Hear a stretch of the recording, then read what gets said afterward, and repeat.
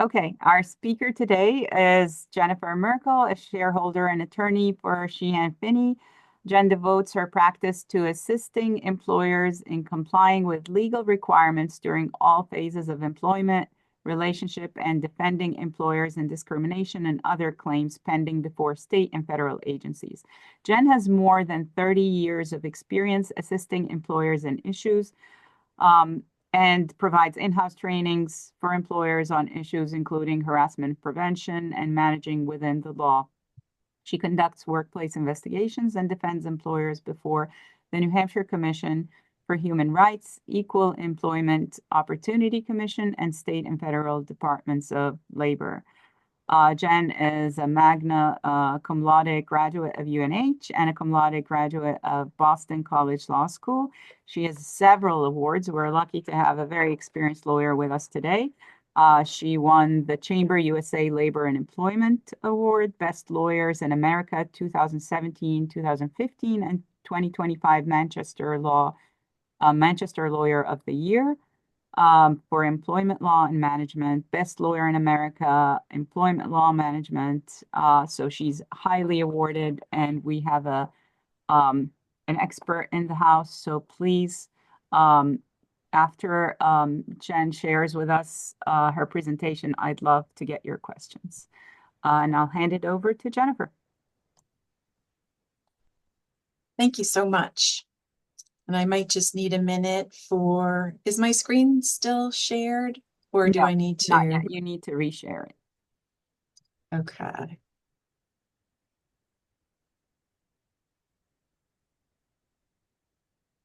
See, did I do that properly? Yes, you did. Okay. Well, if that was the hardest part of our day, then that wouldn't be a bad thing. I appreciate the opportunity to be here and the kind introduction. What I thought that I would do this morning is talk about the roadmap that I have in mind is talking for a couple of minutes about what is an executive order. We've heard so much about the specific ones that I think it makes a little bit of sense to just revisit what is an executive order, what legal impact does it have. Then we'll talk about several specific executive orders, the status of them as of late last night when I last checked. I checked this morning as well, because the status is in fluctuation. I also wanted to share with you a recent publication from the Equal Employment Opportunity Commission, which is not itself an executive order. The EEOC doesn't have the authority to do that, but it provides guidance into our federal government's thinking about what would constitute illegal DEI. And then I also have some considerations for you. And then when we get through that, I am going to stop talking and the recording will stop, and then we'll open to questions and hopefully answers to go with those questions. So to get us started, what is an executive order? And some of you may know this, bear with me, but it's one of those things as a lawyer, I went decades potentially, maybe that's a little bit of exaggeration, without thinking that much about executive orders. They happen. Every United States president has issued at least one executive order, so they happen. But we are in a time where there's an extraordinary reliance on these executive orders, and they're coming fast and furious. And so for years of my practice, executive orders weren't super relevant. They were not entirely irrelevant, but not super relevant. Now I'm thinking about them near constantly. So it's useful to revisit what it is. It's a written order from the President of the United States that is published in something called our Federal Register.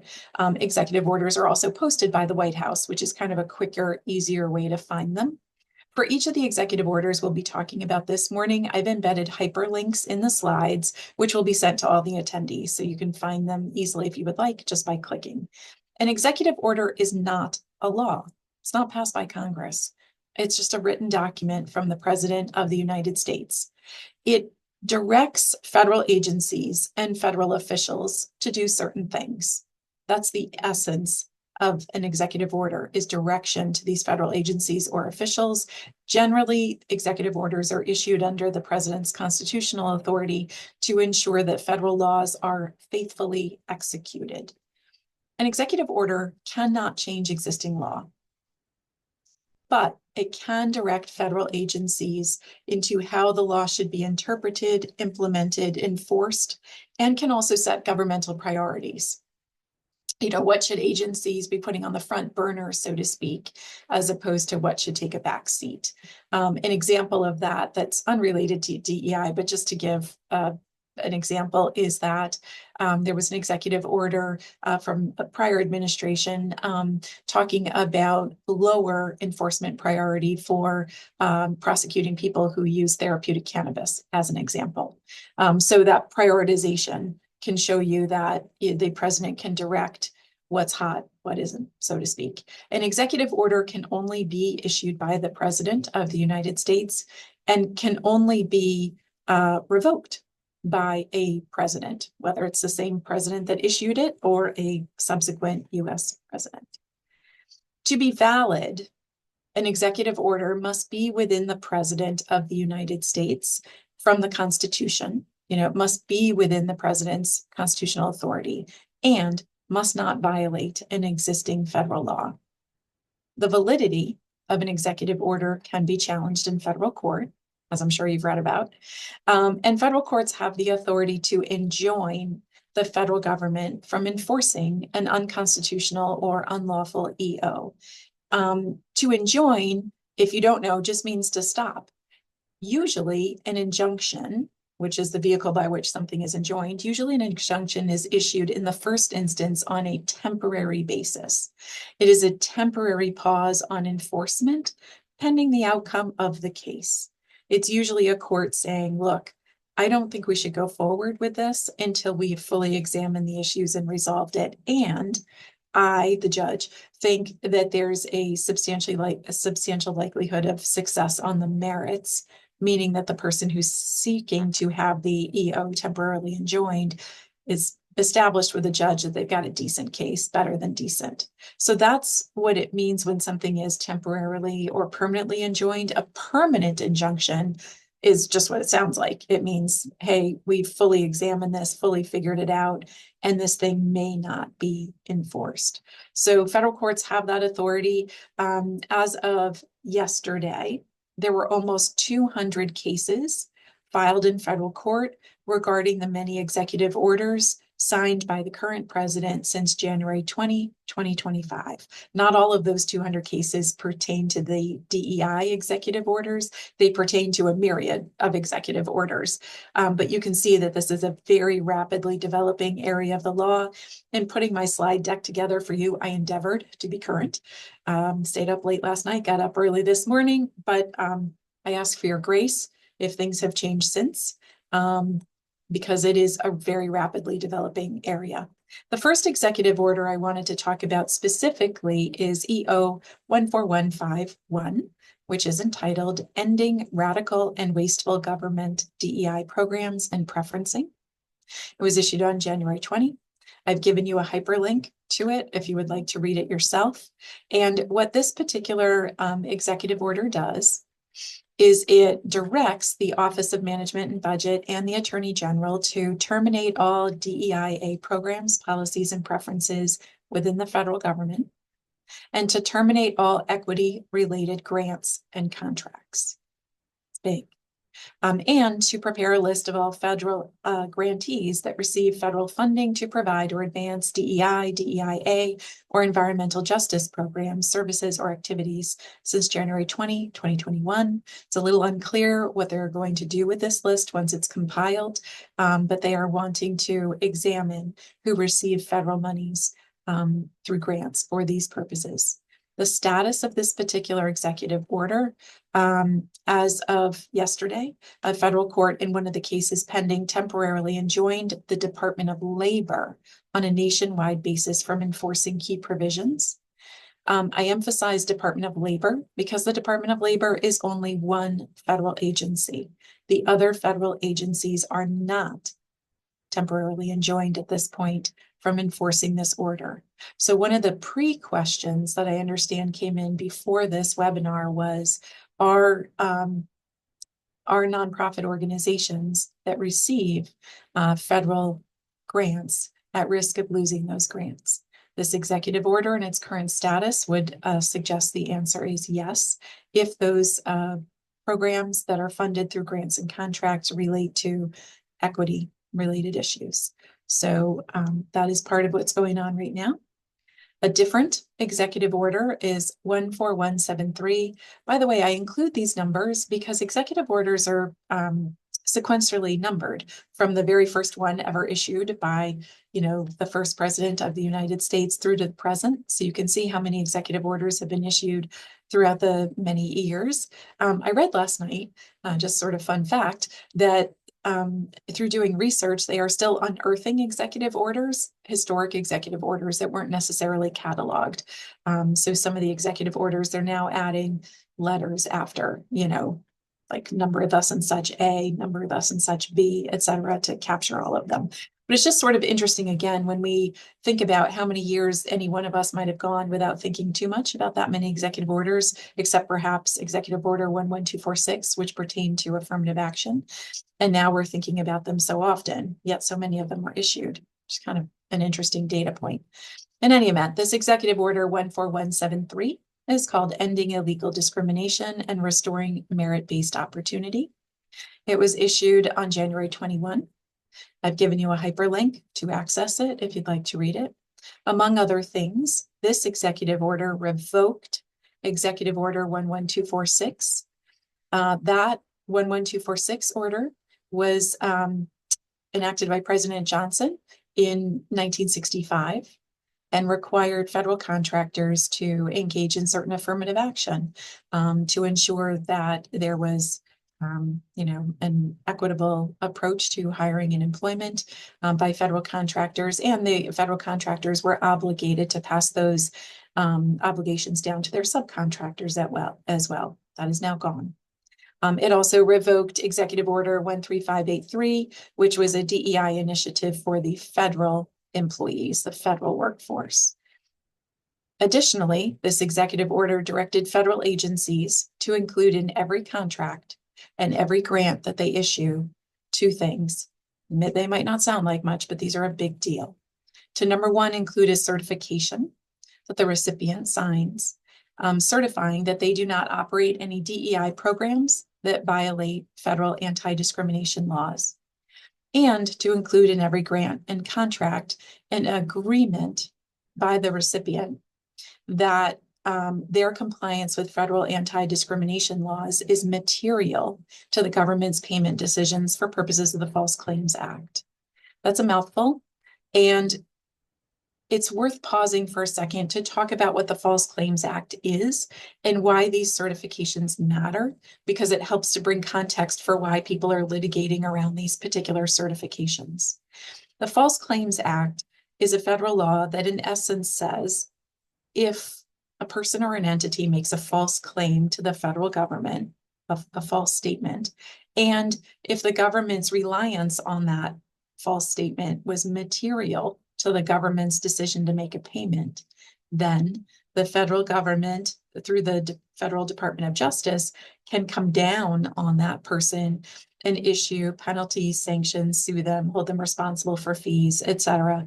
And under the fee structure and penalty structure, these things can be very costly. What's interesting about what these two things do, the two things that this executive order requires to be inserted into contracts and grants, is it basically takes away an argument that federal grant recipients and federal contractors have had historically to say, hey, even if I made a statement that turned out to be false, it was not material. In other words, this new requirement says that the grant recipient or contractor has to concede, I agree ahead of time that this is material, which makes it much easier will make it much easier for the Department of Justice to win False Claims Act cases against grant recipients and contractors. And again, those cases are incredibly costly.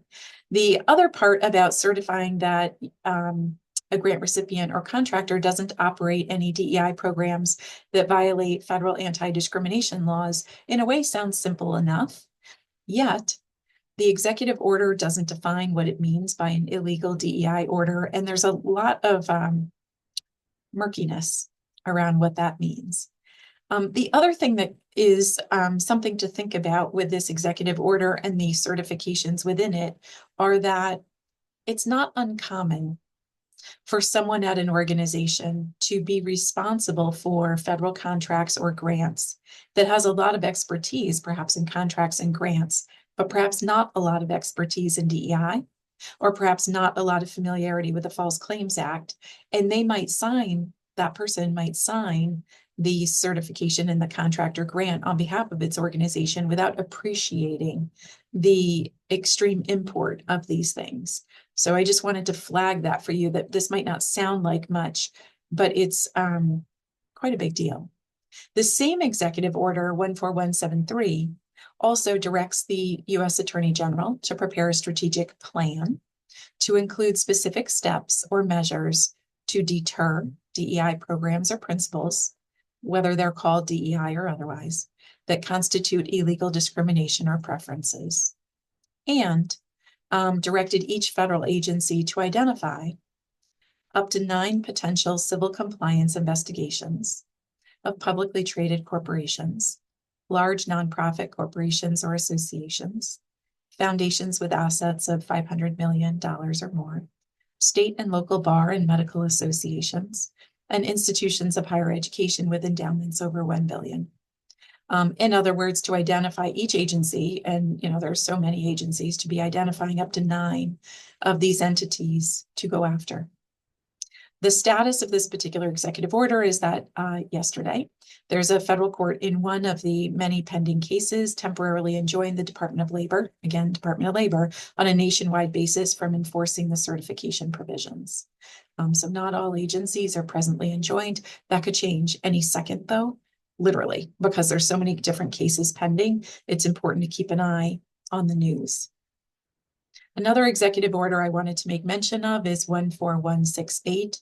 This is defending women from gender ideology extremism and restoring biological truth to the federal government. This executive order was issued on January 20. I've given you a link to it if you'd like to read it. This executive order includes, among other things, statements that it is the policy of the United States to recognize 2 sexes, male and female, a statement that sex is not a synonym for and does not include the concept of gender identity. That's significant because there have been cases issued that have interpreted the words sex under Title VII. Title VII of the Civil Rights Act of 1964 is our federal law that prohibits discrimination on the basis of sex. And courts have interpreted that word sex to include an individual's gender identity. This executive order is saying, not so fast. Direction to federal agencies to require that passports and other government-issued identification documents accurately reflect the holder's sex, and that the personnel records of federal employees accurately reflect their sex. Notice that that's personnel files of federal employees, not private sector employees. And direction to federal agencies to assess grant conditions and grantee preferences to ensure that grant funds do not promote gender ideology. So if there is a nonprofit organization that receives federal grant money to work on issues around gender ideology, that would be at risk under this executive order. There's litigation regarding various provisions of this executive order. And I've only, by the way, because I'm an employment lawyer, I've focused on the employment provisions of these executive orders. There are others. For example, this particular executive order, 14168, speaks to treatment of incarcerated persons based on their using 2 sexes, and where incarcerated persons are to be incarcerated based on these 2 sexes, et cetera. So there's more to it that I'm not endeavoring to cover this morning, just to kind of keep us on track thinking about these issues within the context of the workplace. There were also a number of executive orders issued regarding law firms. And I know as a lawyer, law firms don't often get a lot of sympathy or whatnot. And I started, when I was creating this slide deck, I started gathering each of the individual executive orders against individual law firms and decided, you know what, for purposes of our discussion this morning, I just wanted you to be aware that these executive orders regarding specifically named law firms are important to this morning's conversation because they allege among other things, that these individually identified law firms allegedly unlawfully discriminated on the basis of race by providing certain opportunities only to students of color, by using race-based targets in hiring and employment decisions, and for one of the law firms by supporting attacks against women and children based on a refusal to accept the biological reality of sex. A lot of these allegations stem from programs that law firms have historically run, may still run, I don't know, with regard to law students and DEI programs, essentially for law students, where certain students are offered the opportunity to work at law firms through these special programs. And the special programs, perhaps historically, arguably, have been open only to certain groups of people. So that's where that's stemming from. These executive orders regarding law firms have imposed sanctions on the law firms, such as suspending their security clearances, limiting their access to federal buildings, also to the extent that any of these law firms do work for the federal government. That work has been, the EO talks about suspending or terminating that work. And in some cases, these executive orders have also indirectly impacted the law firm's clients, or purported to, by directing the federal agencies to review, actually, let me say that differently, by having the law firms and clients disclose which of them have federal contracts, and disclose whether the law firm's work pertains to those federal contracts of those clients, and if so, to terminate them. So the impact is not just to the law firms, but also to their clients that do federal contract work. The status of these various executive orders, there are more than one, depends on the order. Yesterday, there was a federal court that temporarily enjoined enforcement of an executive order against the law firm of Sussman Godfrey. There's litigation involving a few other law firms that remains pending. Some other law firms, as I'm sure you've read in the news, have entered into settlements. And so those executive orders are kind of all over the map. I also wanted to spend a few minutes on the EEOC response to the EOs, or maybe more accurately, the EEOC's actions in response to the directives under the EOs. And I'm talking about this, by the way, just to ground you in this, in case you don't know. I'm guessing if many of you work in the area of DEI, you do know this, but the Federal Equal Employment Opportunity Commission, the EEOC, is our federal agency that's charged with enforcing our laws against discrimination. They can do proactive work. They can file lawsuits, on their own volition, but you also might be familiar with them because they are the agency, one of the agencies to which an employee claiming to be aggrieved by alleged discrimination, harassment, or retaliation in violation of our federal anti-discrimination laws would file a case, at least in the first instance, and perhaps then later pursue it in court. So that's this agency. And they, on March 19, issued a number of documents. These hyperlinks go right to the documents so that you can read them. The first was a joint press release with the Department of Justice warning against unlawful DEI. The second is a joint technical assistance document, which if you look at it, really looks like a workplace poster. But it's called What to Do If You Experience Discrimination Related to DEI at Work. And it provides very specific instructions to people feeling aggrieved by DEI on how to notify the EEOC or the DOJ of their issue. And then the EEOC on its own, not with the DOJ, also on the same day, March 19, issued an FAQ document called What You Should Know About DEI-Related Discrimination at Work. And I would urge each of you with responsibility for DEI, human resources, et cetera, to read this FAQ document from the EEOC, because it does address a number of important topics. I will address them briefly this morning, but it's worth a read. From the FAQ document, the EEOC FAQ document, I'm just going to read you some quotes. DEI initiatives, policies, programs, or practices may be unlawful if they involve an employer taking an employment action motivated in whole or in part by an employee's or applicant's race, sex, or another protected characteristic.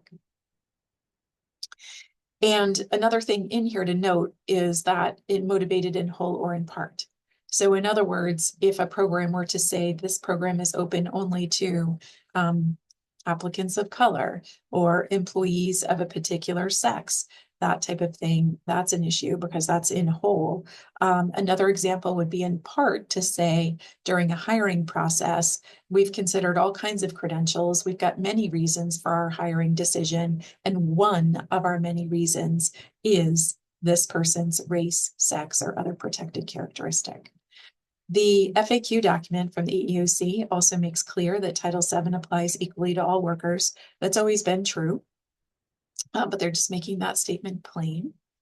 They say as well, there's no such thing as reverse discrimination. There is only discrimination. Employers may not engage in DEI-related disparate treatment, different treatment, in hiring or employment decisions, including, and these are specific examples from that FAQ document, access to or exclusion from training, including training characterized as leadership development programs, access to mentoring, sponsorship, or workplace networking networks, internships, including internships labeled as fellowships or summer associate programs. The summer associate reference is a direct hit at the law firms. That goes back to the law firm EOs. As many of you might know, many of us law firms operate summer associate programs for law students so that they can work at the firm, get a sense of us, we a sense of them, etc.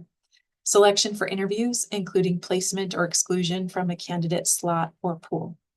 So those are some examples of things that the Equal Employment Opportunity Commissioner is saying employers may not have a disparate approach based on sex, race, or other legally protected characteristics, which would be things like color, national origin, religion, pregnancy, and so on.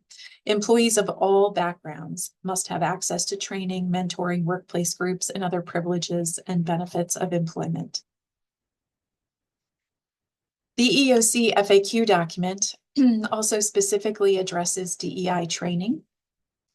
And I'm quoting from that document, depending on the facts, an employee may be able to plausibly allege or prove that a diversity or other DEI related training created a hostile work environment, by pleading or showing that the training was discriminatory in content, application, or context.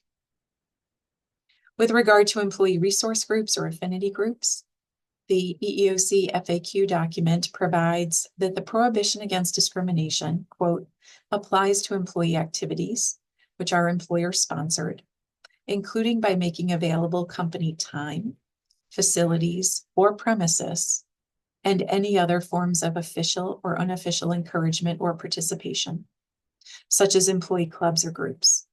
In the context of DEI programs, unlawful segregation can include limiting membership in workplace groups, such as employee resource groups, business resource groups, or other employee affinity groups to certain protected groups. In other words, the EEOC's position is that you could not have an affinity group for employees of a certain race or employees of a certain sex if that affinity group was not open to everyone.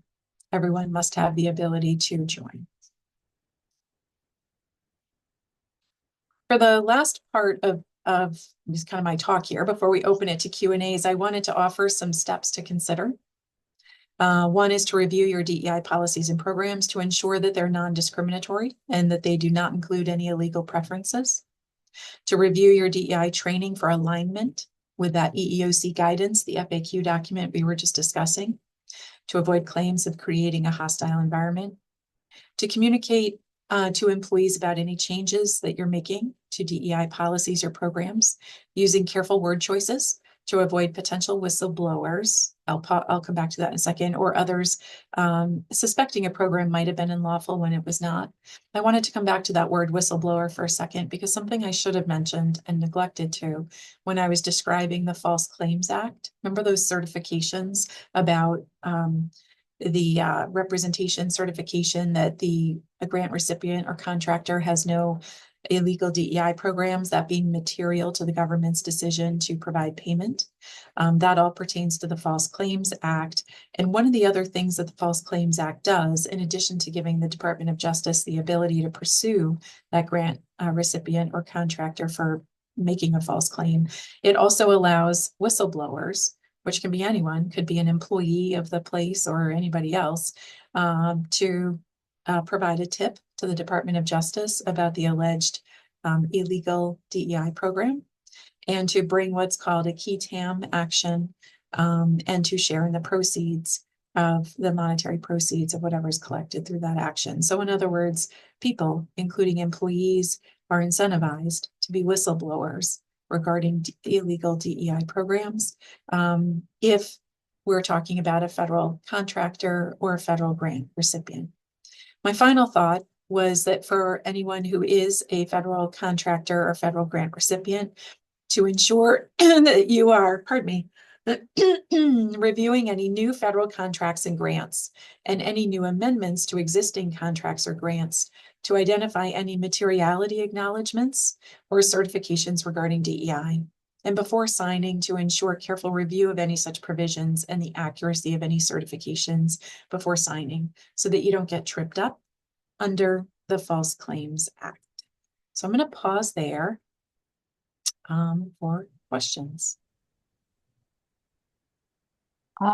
Before I cancel or stop the recording and start the Q&A, we have a question already, but I wanted to just put things in perspective because your last slide, if you could go back to one slide, you said to review DEI policies and review DEI training. You are not saying to cancel DEI policies or training. So I would just want to be clear. Your recommendation here is to go back and review the policies, but not overcorrect or cancel. Am I understanding it correctly? People can still have DEI training? The executive orders in the EEOC is not making DEI in and of itself illegal. Okay. So DEI in and of itself is not illegal so long as it does not discriminate, so long as it does not include preferences, and so on.